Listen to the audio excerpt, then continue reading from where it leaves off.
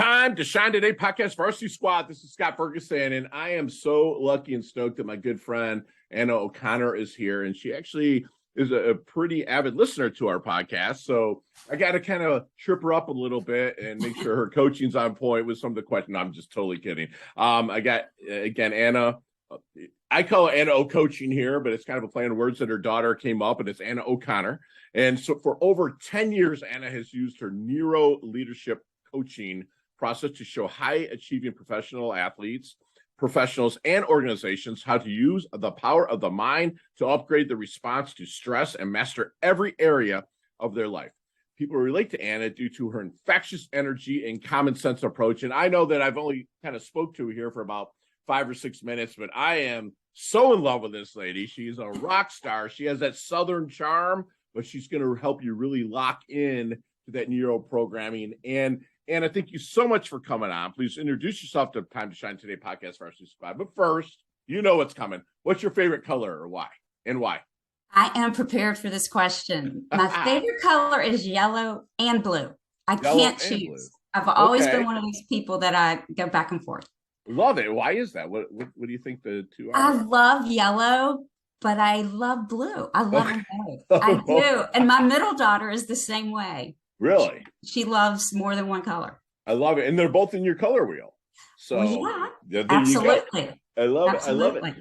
So let's get a little bit that every coach, has a story and how they got kind of do the coaching and leveling up. And let's kind of get to the roots that kind of got you to the point of the rock star coach you are now.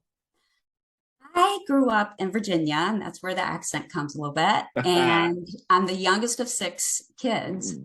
We are all still really close. And we had 2 parents that were good people, but were damaged. They'd had hard childhoods, and they did the very best they could. They were good people, and they provided well for us. However, my dad struggled with alcoholism and was abusive. And as the youngest of the 6, I was protected a lot by my older siblings. However, I saw a lot that I should have never seen, and there weren't a lot of coping skills taught. So all of us have struggled with dealing with relationships and overreacting. When you grow up in a place like that, you kind of have chronic anxiety. Really, you're always waiting for the other shoe to drop. And I think a lot of people can relate to that. Wow. So I wanted to not raise my kids that way. Okay. Yeah. I love it. And so we've probably both heard that, a lot of people have a foot in the future, a foot in the past, and they piss all over the present. Oh, yeah. Right. And that's what a lot of that, what I feel, at least from my studies, a lot of that chronic anxiety comes from. Right. Is that they live, if we picture a car, we have a big, like a little rearview mirror, and a lot of people kind of live there. And there's this huge windshield, and the present is actually in your car and it drives someplace. Do you find a lot of the clients that you start working with to kind of pull them into your process that you have to kind of get through that little rearview window first? Absolutely. You're completely correct. The one thing I would add is the problem is 80% of what we do is automatic. We don't even know we're doing it. It's habits. And so I call them thought habits, even emotional habits. And what happens is these habits, patterns, become part of our personality. And the problem is these patterns, or wires, as neuroscience calls them, are running people's lives without them knowing it, because the awareness is not there. For example, myself, growing up, we didn't have real happy holidays. It was always a big family fight. It was always awful. And so I had 3 great kids, a wonderful husband, and a lab. That was wonderful. And I would find ways to stir up trouble and create drama and chaos. And thankfully, my husband one time looked at me and said, "Why do you do this?" I'm like, "Do what?" He's like, "Why do you create this craziness?" And that clicked with me. And so then I was on a journey of, why do I do that? It's the same thing. Like if somebody got bit by a dog when they were 6. Sure. And you ask them when they're 60, "Do you like dogs?" They'll say no. Right. Right. unless they've done something to work through the fear of dogs. We Gotcha. label things as we go through life emotionally. Love it. Were you told no a lot when you were a child? I didn't even get to ask, I don't think. Right. Okay. Very good. I mean, it was pretty like, we're the parents and you do what we say. Sure. Yeah, and that's the thing, especially from our generation. Yes. And Yeah. even now a little bit is, kids are told no on an average of 135,000 times by the time they're 13 years old. Wow. So we were born salesmen, right? Oh But my you were gosh. conditioned. I mean, you were conditioned by 8 older siblings, right? And be like, no, we don't even ask, right? So you were conditioned even younger. Did and snuck. Right. Yeah. You didn't just kind of did it. But and it's funny. That's, I think, a lot of, at least my clients, their kind of past comes from the negativity or the no, that then they pull that forward through that rearview mirror in the car into the present, and they're afraid to get after it. So what do you think then, Anna, makes a great coach? Not a good coach, but a great coach. This probably isn't popular, but my style and what I believe in is connection. Okay. And everybody I coach with, I share about myself. I'm a complete open book. I feel like it makes them understand that they're not alone, that I've suffered too, that I've gone through a lot and I'm okay. So therefore you will be too. Wow. And I am very open about that. And I mean, honestly, I get connected to my clients. They become friends. And I mean, years after working with them, we still keep in touch. And awesome. To me, that's what I love, really. Right. Right. And I love that it sounds to me then you have a lot of empathy, a lot of your own vulnerability, and you probably listen a lot more than you're doing the talk. I know that you share the story that you've been there and you've walked this path, but I think listening is a huge quality of yours. Well, thank you. What I've been told is I'm very intuitive. I can feel what people are feeling. Okay. And when that really helps with, because I work with a lot of men, and a lot of men seem to not have the language to express what they're feeling. Sure. And so I can do that for them. I can try to pull some things out of them, and then I can say, is it this or that? And they're like, yeah, that's it. So It's a lot of intuitively feeling and putting myself there. Love that. Yeah. And honestly, I think it's just God. Yeah, it is. It is. It's not anything I do. I don't take credit. And I just keep things simple. I keep it even though it's all based on brain science, I keep it simple enough for a 10-year-old. I mentioned neuro. Is that kind of the neuro-linguistic programming that you're working with? No, I am trained in emotional brain training. Okay. Where what we now know with the new brain scans, the fMRI, that we can see, this is when we found out that the brain can change even when we're older. Sure. Even, we're not hardwired to react the way we react. Sure. And with that, we learned that we are provoked emotionally. Gotcha. And so what I do is I get to the emotional part of what created the mental block. Like you were saying, they were told no. Well, there's an emotional reason. Sure. That, they felt like they weren't good enough. They felt like they didn't deserve, they're not worthy, or whatever it might be. That's an emotional belief that has been wired in, and it can be rewired. I love it. I love it. And your maybe process that you're maybe using during the discovery period, what is some of your secret sauce that you might use to help them find that initial blind spot? I have tools that I use. Typically, I say, so what's going on? Like you probably do. And then, it's always questions. I love it. The power of the question. Yeah. And I use the what question. I never use why. I always use what. Yes. And I'll say, so what made that, what made you think that? What made you feel that? Sure. And drilling. And then I when I kind of have the idea, Right. I say, okay, well, let's use a tool because I can get to it typically in about 8 questions. I love it. I love that's a sign of a great coach too, because again, a lot of people are coach sultans, where I'm a coach. I'm here. There's people that I coach that play professional baseball, and they forgot more about baseball than I'll ever know. So Absolutely. but that's the first barrier that I work with is like, you don't even do this in business, or you're not an actor, you've never been on the big screen and whatnot. And at first, that was a hard objection for me to handle, but I just kind of say, we're going to have a conversation. We're going to get you to where you need to go through questions I'm going to ask, because 95% of my sessions anyways are probably a lot like yours, where it's questions, and they because the person has the problem inside them, but they also have the solution inside them. A great coach like you gets that out. Yes. With fantastic questions. I love it. I love it. Yeah. So speaking of questions, if you're in that discovery period or whatnot, or even further down into a coaching relationship, is there any good question that you wish they would ask you but never do? That my client would? Gosh, that's a good question. What do I wish they would ask me? I guess I wish they would ask me, what is it that you do? I think this is definitely, what is it that you do that makes it stick?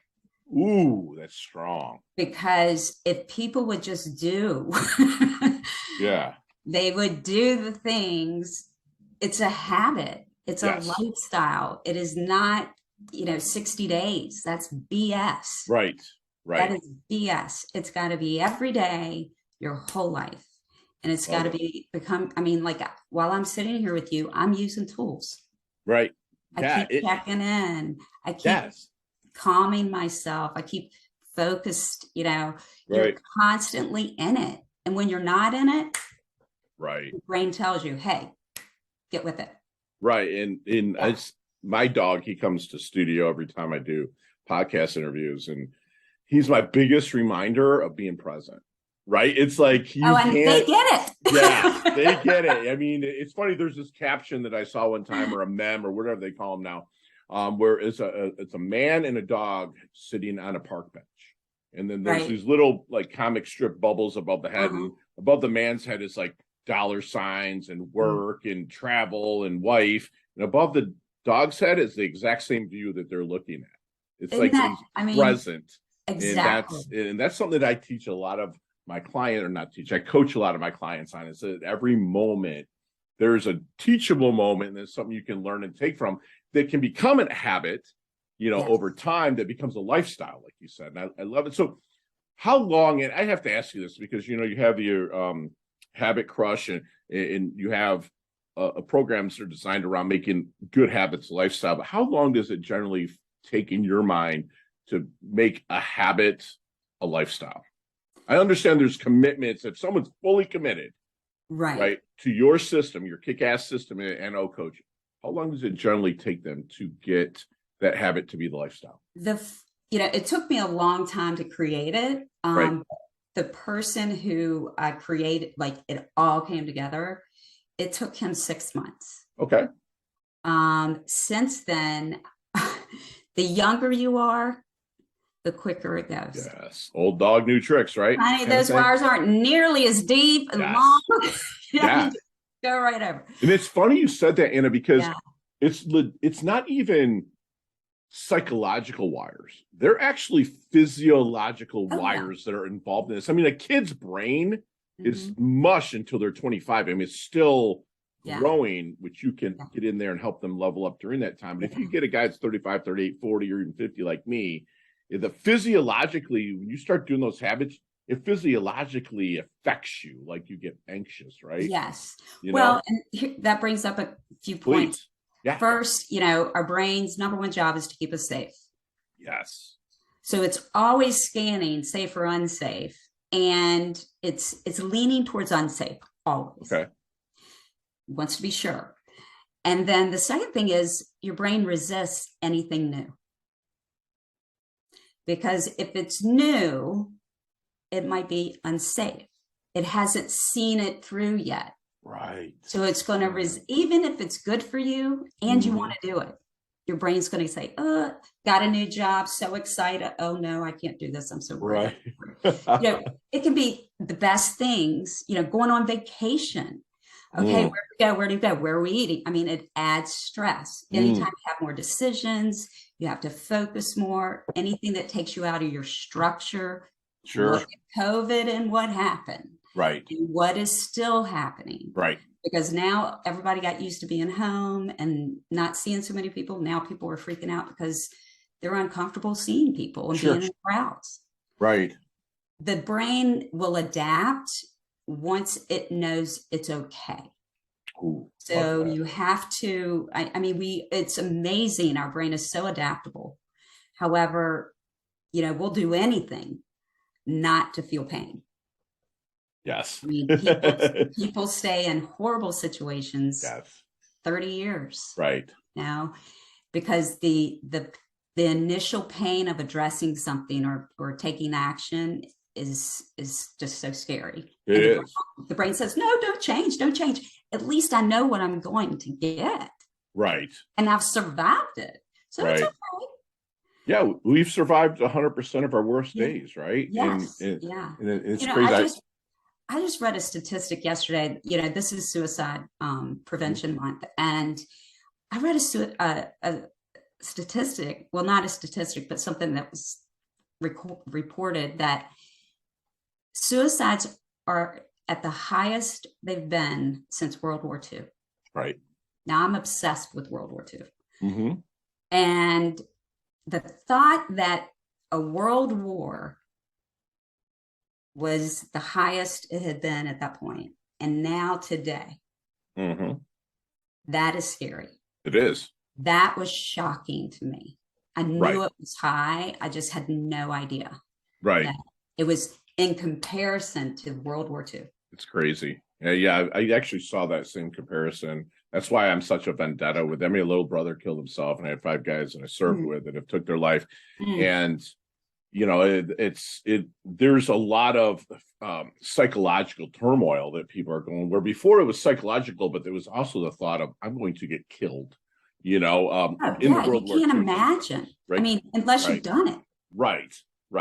Yeah. And I've been there. So I know that, you had to get up for certain situations, and luckily I grew up with a really hard father, that you were conditioned. Like you, he wasn't conditioned for like love and affection. He's conditioned like, dude, life's going to punch you in the mouth. Be ready for it.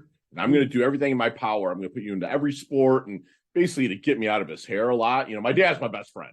So I talk shit about him all the time, but I love him. He did a good job though. I mean, he must have shown you love in other ways. Yeah.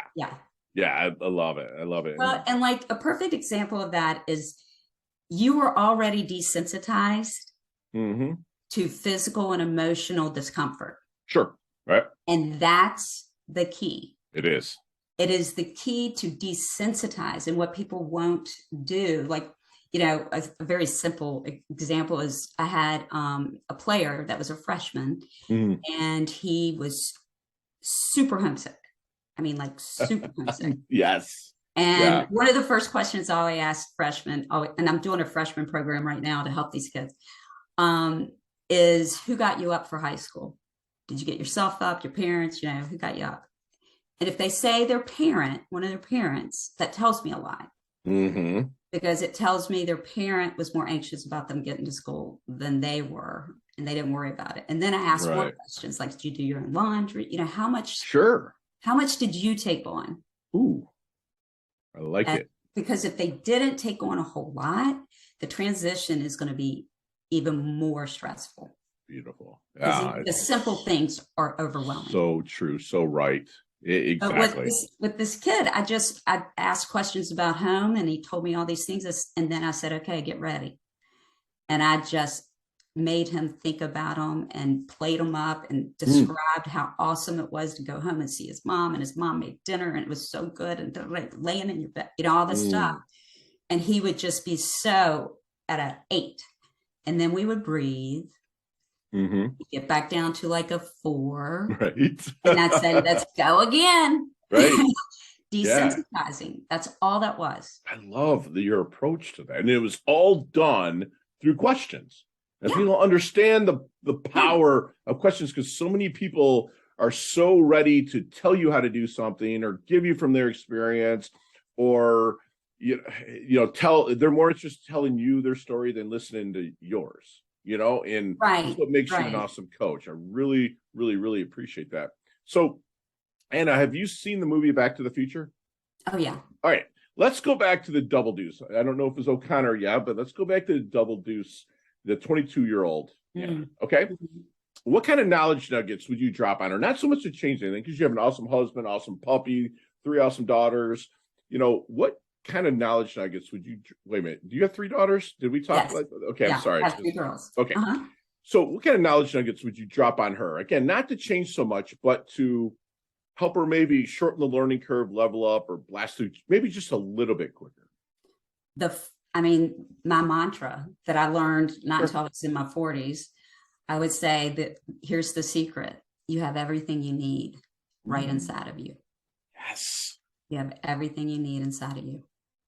Would she have listened? It's going to be okay. Would she have listened? That was pretty deep. Yeah. I would have probably not understood. Like my mom would always say, be still, be still. Mm-hmm. And I hated when she would, I know that's how she would say, and I hated when she would say that. And that now I get it. I got older and I understand. And, Sure. would I have gotten it? I would have appreciated that I had something in me. So I've always had a connection to God, and I believe that's where God lives. Yeah. And so if absolutely. you can go to that, and if you believe in something else, or if you just believe in nature or whatever, if you can go, because that carries inside of you. Sure. And it's proven we do have our own emotional healing inside of us. Now, if you have a chemistry thing, of course, that's what medication is for. Sure. And Yeah, you absolutely. need to take care of business, just like if you had diabetes. Mm-hmm. But if it's something that you can work through with a coach, with a therapist, or whatever, Sure. then you do have it in you. Love You it. really can do it. How important do you think then that love is in your life? It's number one. Okay. Yeah. How do you define love? Love is, I've heard that, I didn't, I'm sure you've heard it too. Love is like Sure. action. Love is actions and time and attention. I love it. What's awesome about how you answered that is you didn't answer it as an emotion. It's like you almost answered it like love is everything. And I love that you said that, because a lot of people are like, oh, it's how you feel. Or no, dude, it's everything. You just said, it's actions, it's everywhere. And I appreciate it, because I want to ask you that as a coach. I ask all my coaches that about love, because I come from a place of love with absolutely no wanting of reciprocity. I'm open to it, but I don't. And I appreciate you answering like that. So how do you want your dash remembered? That little line in between your incarnation date and your expiration date. Hopefully it's a long ways down the road. Yeah. Your life date and death date. How do you want your dash remembered?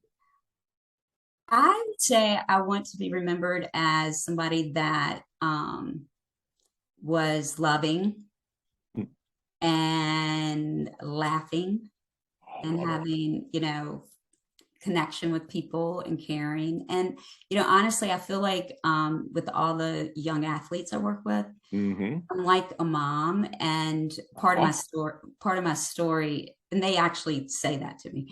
Part of my story is I had a lot of trouble having children, and I absolutely love children. I was a teacher and I just love children.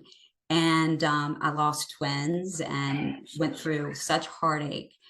And it's so funny, God now has given me, more than I ever dreamed of with my 3 daughters. And then I have all these young people that I'm like this mom, as they say, that you can tell everything to. Yeah.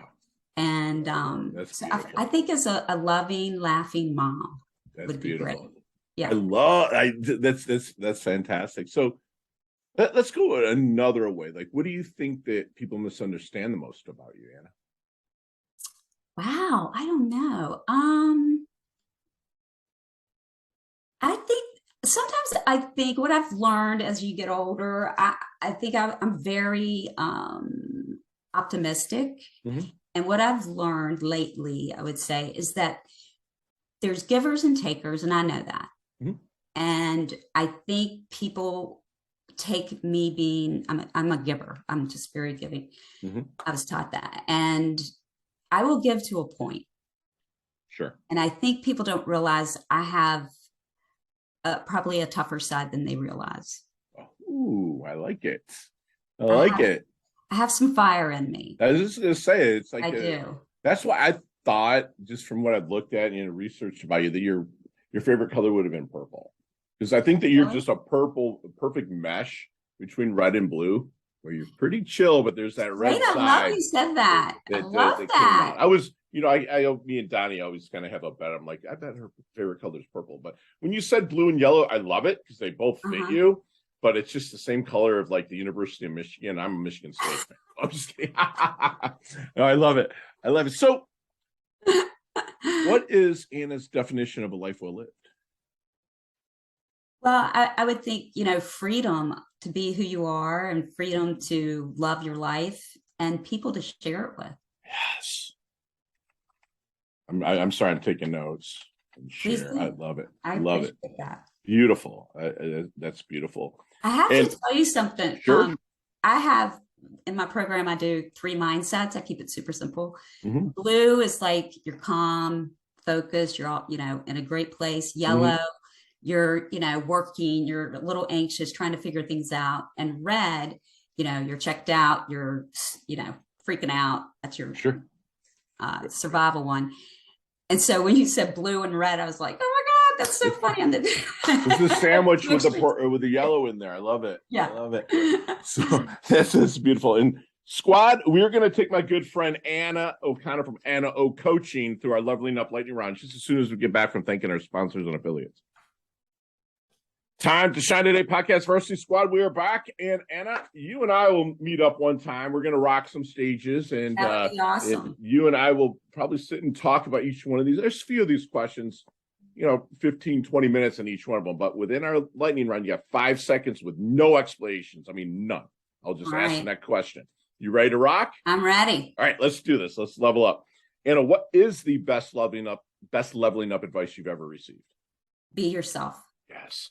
Sure. What are your personal habits that contributes to your success? Self-regulating. Beautiful. So you see me walking down the street, you're like, yeah, Fergie looks like he looks like he's in his doldrums a little bit. What book might you hand me to level me up?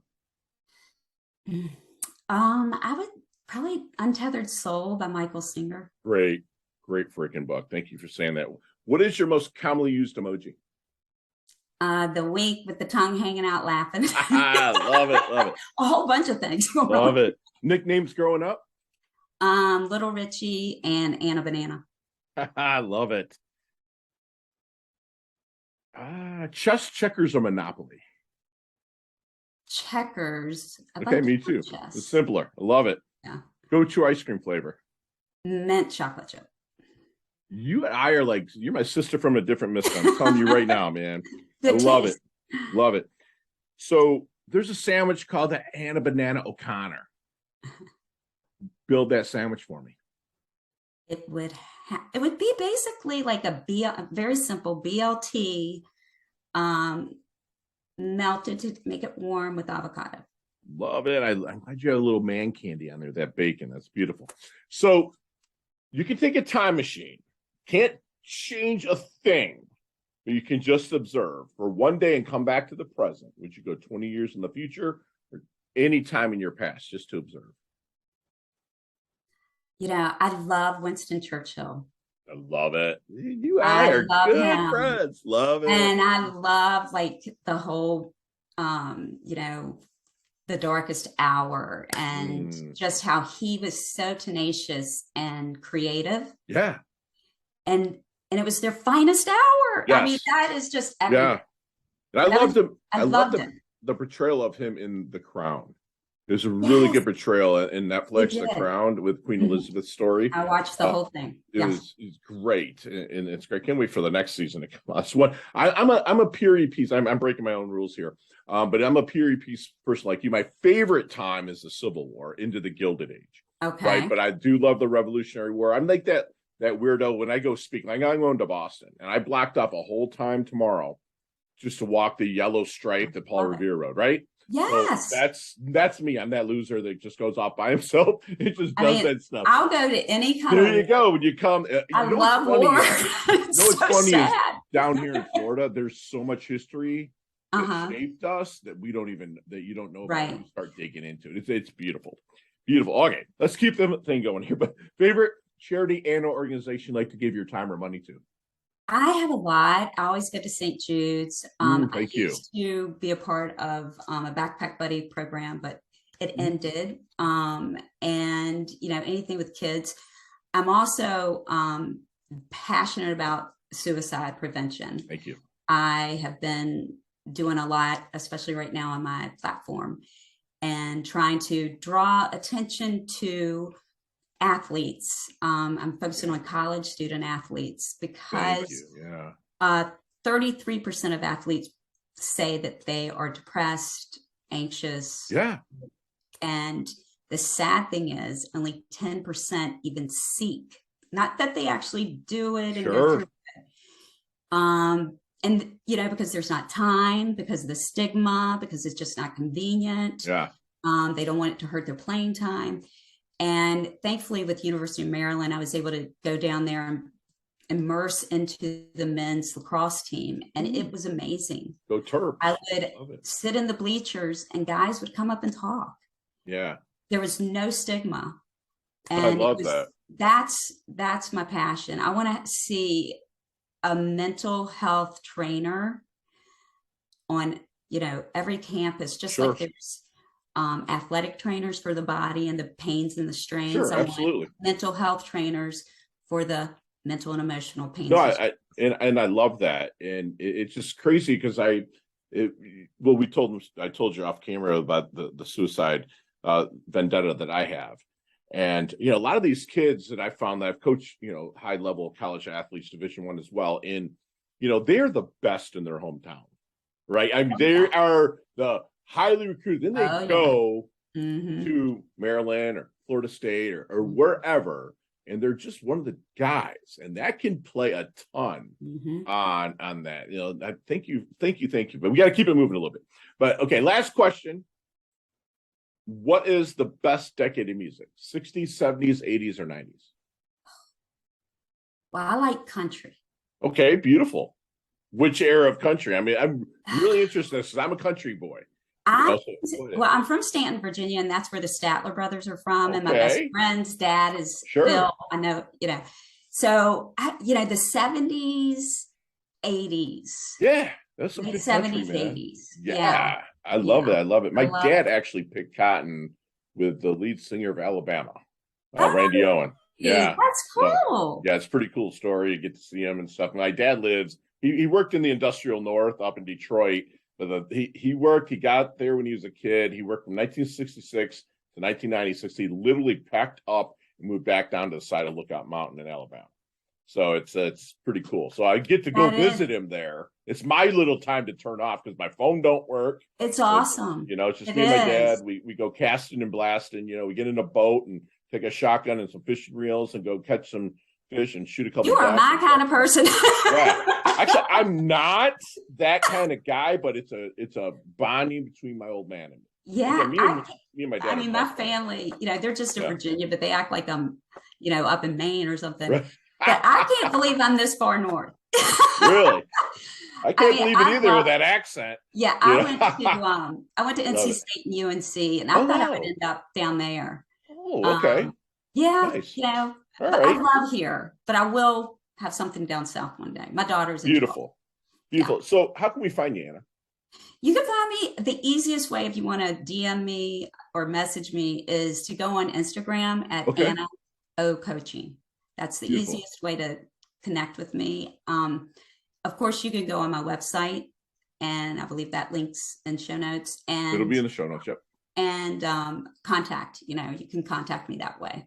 Beautiful. Beautiful. And you have to accept our request on LinkedIn soon. Okay. I will. We're going to need that. We need See, that. that's why I say Instagram, because that's the only one I really No, go. that's fine. That's fine. We just want to make sure this gets out, because I know a lot of my peeps out there on LinkedIn are listening right now, and it's just a beautiful thing. So, Anna, do me one last solid and leave us with one last knowledge nugget we can take with us, internalize, and take action on. Have compassion for yourself. Try to look down from above and see yourself from above, and just see yourself, for all the good and all the not so good. We're all human, and just have compassion for yourself. Love it. And squad, we just had a super, super fun conversation. And basically also a kind of a free masterclass that, my good friend Anna, she's the youngest of 6, still close with her siblings because their siblings kind of raised her. She had parents that, she said were kind of damaged. But it's a lot of kids, and especially in that day and age, there's a lot of, mouths to feed and whatnot. And Anna luckily had the siblings to pull her through, and she actually pulled herself through as well. And, with chronic anxiety, that it's something that can lead to a bad thing like suicide, that my good friend Anna and I are very passionate about fighting. That she wants us to understand that 80% of what we do is automatic. We need the habits to become our life, not just to change for a few days, but to actually become who you are. A great coach, she says, it has great connection. A great listener listens with their neck, is really leaning in to what you're saying. And they will make sure the client knows that they are not alone. And she's even vulnerable with her own story, so she can make that connection to really build a relationship as well as a coaching client professional relationship. Ask your coach, if you're not working with Anna, ask them what they're going to do within their process to make sure that it sticks. What's going to change that brain chemistry, both physiological and psychological, to know that it's going to adapt to make things that's okay. Anna just dropped so many knowledge because I have pages and pages of notes and I'm just pulling from. And she wants you to remember also that you have everything you need right now. Everything is inside of you. It's going to be okay. And if you don't feel it's going to be okay, please reach out to Anna or reach out to us, and we'll make a warm introduction to Anna. She's going to be remembered as someone that was loving, laughing, full of connection, full of caring. So basically, Anna's planting trees she's probably never going to sit in the shade of. And those are the people that I love to surround myself with. A life well lived to Anna is freedom to live, love, and most importantly, share. Share what you have, to have also compassion for yourself. See yourself from above. All the good, all the bad, you get them both, and then you have the facts of life. That's the song that I love that just comes out. And that's what my really good friend Anna does. She levels up her health. She level up her wealth. She's earned a varsity squad letter here at Time to Shine today. I absolutely love your guts, and I cannot wait to collaborate with you in the future. Me too. You're wonderful. I so love your show. It's great. So much good stuff. Thanks, Anna. We'll chat soon, love. Okay, thanks.